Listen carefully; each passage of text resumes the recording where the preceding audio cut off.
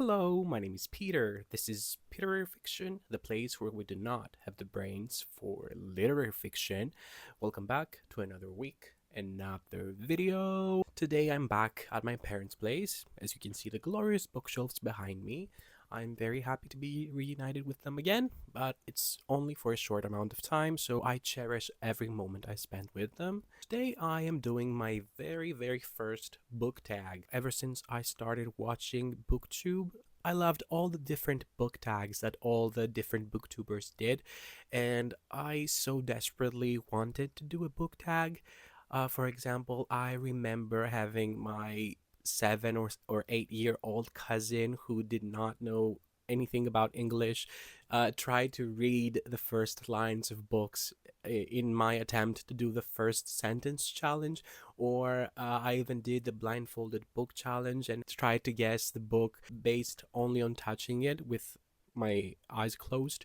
And poor little girl, she didn't even know how to read the title to confirm whether my guess was correct or not.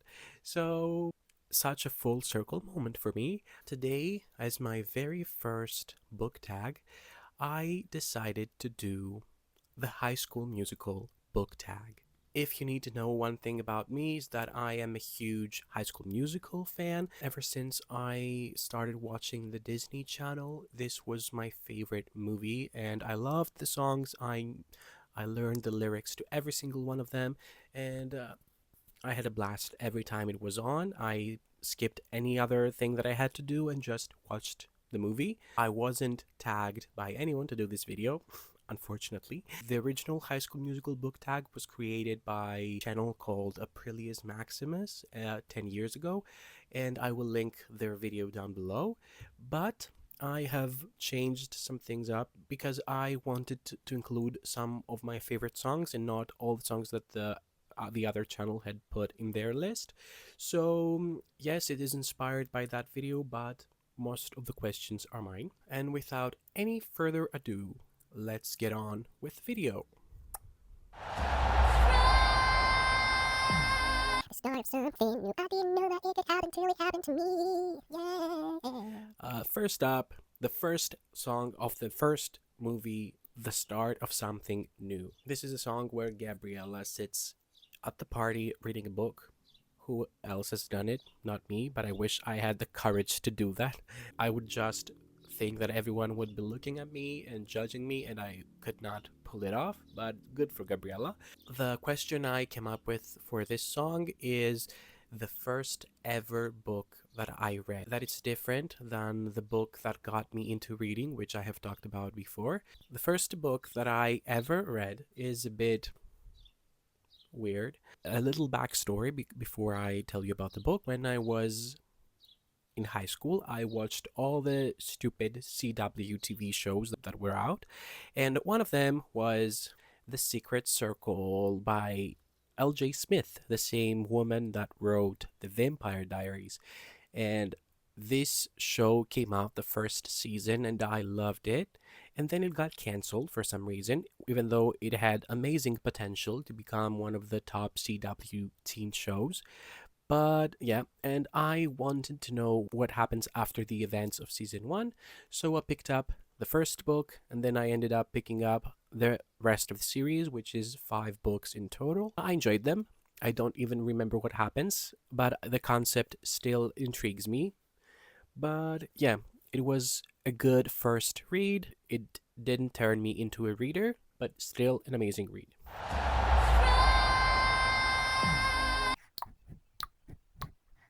What I've been looking for. Number 2 is What I've Been Looking For. For this song, I will select a book that I recommend to everyone to read. And there are many different choices that I could have picked for this category, but the one that I picked is a book that I haven't talked about much in my channel, and the book is When the World Tips Over by Jandy Nelson. This was my favorite book of last year. This story is just so well written, and Janty Nelson has a way of creating families and family backstories, and in a way that makes it so realistic, and you can feel everything for these characters.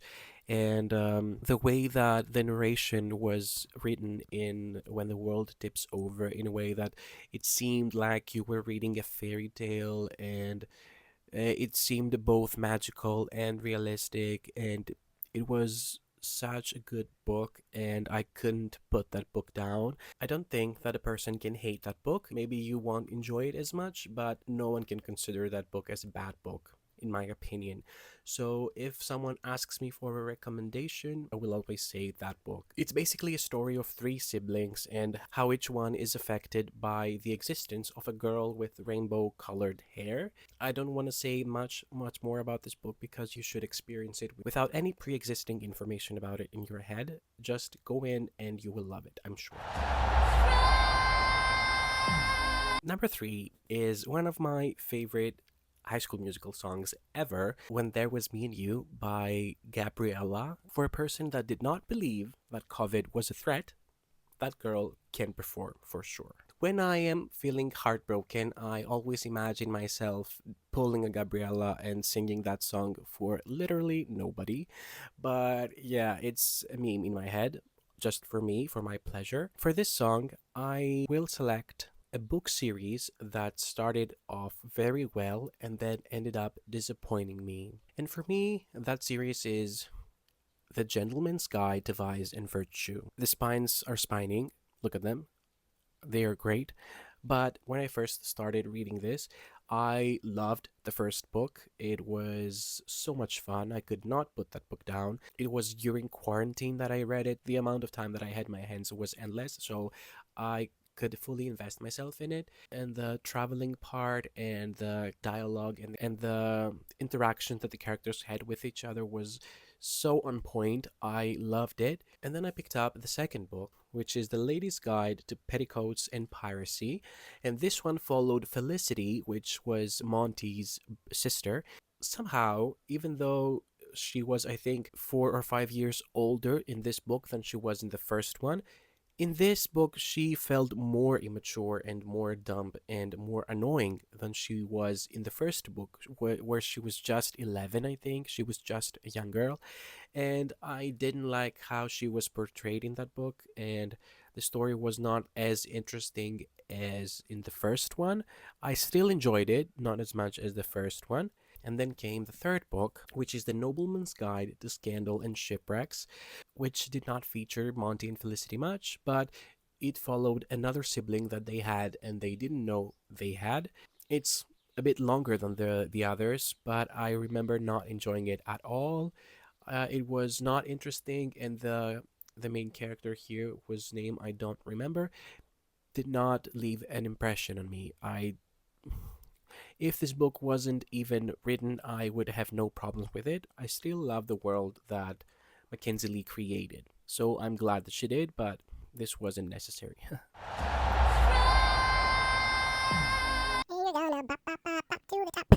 Now, number 4 is Bop to the Top, which is the book that is on top of my TBR at the moment. And for me, that book is The Will of the Many by James Islington. This book is the book club pick of May, the book club that I have with my friends. We will be reading it next month. And as soon as May begins, this will be the first book that I reach for. I just saw the cover for the second book and it does not match the one that I have, so I'm mad about it. Maybe I will just get the ebook. I don't know. This book was very hyped when it first was released. I think it still is a bit. And I'm very, very, very interested to see if that hype lives up. And for some reason, I am pretty sure that it will. I think that this will be one of my next favorite books, maybe even the second favorite book of the year, since I have already found my favorite book of the year, Sunrise on the Pink. So excited to read it, and I will let you know about my feelings when I do. We're soaring, flying, there's not a star in heaven that we can't reach. Next up, we have Breaking Free, which is the finale of movie 1, and it's the ultimate love song. someone might say. And for this, I picked a romance that I actually enjoyed. Normally, when I read a book, yes, I want some type of romance to exist. I want that kind of feelings to be there, but it's not something that I want to be the center of the story, because adding a romance can create a whole new layer of stakes, and it gives people the motivation to do stuff that they wouldn't actually do. This is the kind of stuff I enjoy, what sacrifice one might make for the person that they love. But I do not like to read just romance books. Having said that, the book that I selected for this is Legends and Lattes. This was such a cute romance because this book did not have a huge plot. The romance aspect was actually a big part of the book, and I was feeling the butterflies that these girls were feeling, and it made me really really happy to read about their story and how affectionate they were for each other. I expected the same thing to happen in the next book that was released in bookshops and Bone Dust, but I didn't get the same feeling. But it's okay because we will always have this book for the romance. What time is it? Summertime. It's our vacation. What time is it? Time of our life. Next up, we have What Time Is It? I'm not a huge fan of the song, but I thought of a category that I wanted to include. So for this song, I selected a book that I could not wait to be over as I was reading. And for me, that book was The Wishing Game by, what's her name? Meg Schaefer. I had very high expectations for this book because everyone that had read that book was raving about how fun it was and how it made them feel nostalgic about their childhoods and how they were a huge fan of these books and they wished they had a similar experience to this main character. This book is very short. Let me tell you the page count. So this book is not even 300 pages. It's very short and it yet felt so stupid that I could not wait for it to be over. So this book follows a girl who is a very big fan of a certain book series that a very successful author has written in the past. And this author is so rich that he has a huge island, private island for his own house. And he invites four of the biggest fans of his books to go to this island and try to solve some riddles, and the winner would win something big apparently. And this girl just is a teacher to this boy who is orphaned. He lives in foster care, and she has promised that if she wins the game she will be his mother, and he just puts these hopes in his head that she will be his mother, and he calls her mother, I think, even though she's not. And this is so traumatizing for the kid, first of all, because what if you end up not being his mother and you had made it clear that you will and you will not be? So dumb. And the riddles that they actually had to solve were so stupid. Not to be mean or anything, but Meg Schaefer did not put much thought into the riddles, and it annoyed me because this book had so much potential and it just didn't get there. She also had a book coming out last year that I wanted to read, The Lost Story, and I ended up not picking it up just because of this book. So thank you, Meg, I guess, for saving me money.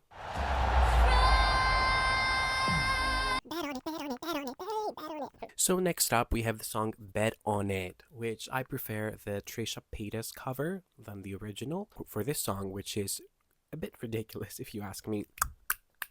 For this song, I have selected an author that I bet will never disappoint me.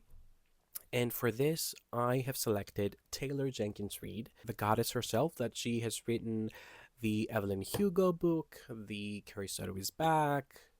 She has written Malibu Rising. She has written the other one, Daisy Jones and the Six. And she is coming out with a new book called Atmosphere next month, or June, I think, that I did not know existed. I just randomly saw on someone's story on Instagram that this book is coming out, and I can't wait. I will pick this book up as soon as it is released.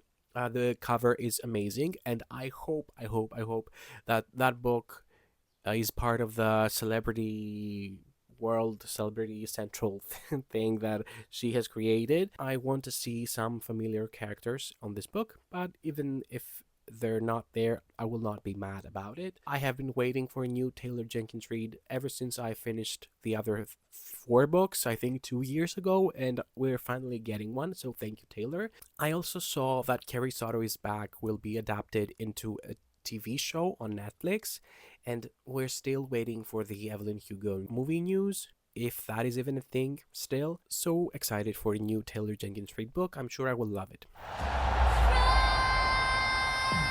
All things valueless, bigger and better and best. Lifeguards imported from Spain, towels imported from Turkey, and Turkey imported from Maine. You gotta relax and renew.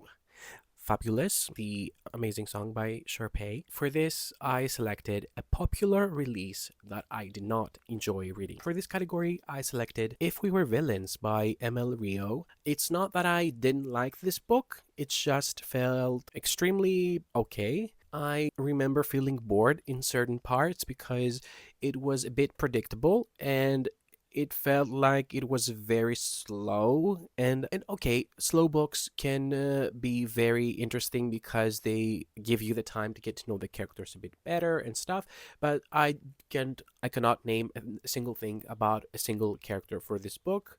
I think I gave it a 3 out of 5 stars, but it wasn't for me. And I think I will pick another ML Rio book. I think they have another book out. I didn't really love it as much as other people did. I gotta go my own way. What about us? What about everything we've been through? And what about trust? No one ever wanted to hurt you.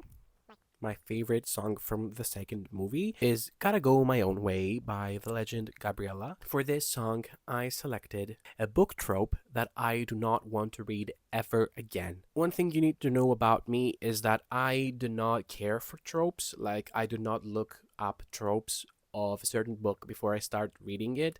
It's not something that is useful to me. I care more about themes and stuff. Even when it comes to my writing, I do not think in tropes. I just make things happen. And if what I'm writing is considered a trope, I do not care. But anyway, one of the tropes that I hate is the lack of communication. A certain book comes to mind when it comes to this, and this book series actually is Chain of Thorns by Cassandra Clare. This entire trilogy would have been a single book if the characters just spoke to each other.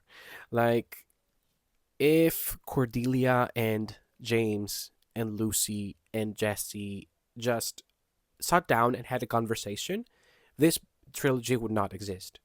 And it pains me to read. I can understand if there's a reason why these people do not communicate. Maybe there's something blocking their communication. But these characters were always spending time together. And why? Why do you not just talk to each other about it? I do not want to read this type of books again because this trilogy had huge potential and this trope just ruined it for me. I hope the Wicked Powers redeem this trilogy because I will be mad if we get the last ever trilogy of this world and it's just disappointing. It's a good thing that Cassandra Clare has taken time writing the Wicked Powers, and I am hopeful that I will like it next year that it comes out. Every day, all our lives, wanna find you there, wanna hold on tight. Every Day, which is, now that I think about it, this is my favorite song of the second movie.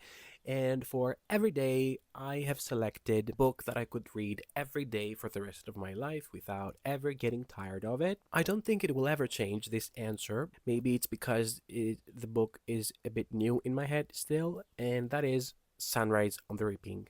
If I had to read this book every single day of my life, I would be okay with it. I love all the characters. I love all the feelings that this book gives me. I don't care if you don't like it. It's my favorite book of all time, maybe. I love that book, and I will not stop talking about this book, even if it's annoying. I cannot wait for the movie. I will be talking about this book to everybody I meet, and this is life.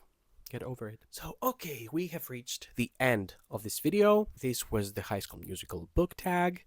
I hope my singing did no harm to your ears if I include my singing. I'm not sure. If you're watching this, I included it.